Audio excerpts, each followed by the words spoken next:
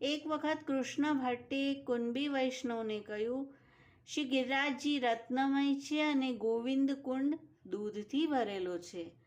કુંભી વૈષ્ણવે કહ્યું, મને તો આવા દર્શન થયા નથી. તેઓ બ્રજમાં આવ્યા, શ્રી ગુસાઈજીને વિનંતી કરી, મહારાજ, મને કૃષ્ણ ભટ્ટે શ્રી ગિરિરાજજી અને ગોવિંદ કુંડના અલૌકિક સ્વરૂપની વાત કરી છે, પરંતુ મને તેવા દર્શન નથી થયા. ત્યારે શ્રી ગુસાઈજી આજ્ઞા કરી, તું શ્રી ગિરિરાજજી સામે જો. કુંભી વૈષ્ણવે જોયું તો શ્રી ગિરિરાજજી રત્નખચિત હોય અને ગોવિંદ કુંડ દૂધથી ભરેલો હોય તેવા દર્શન થયા.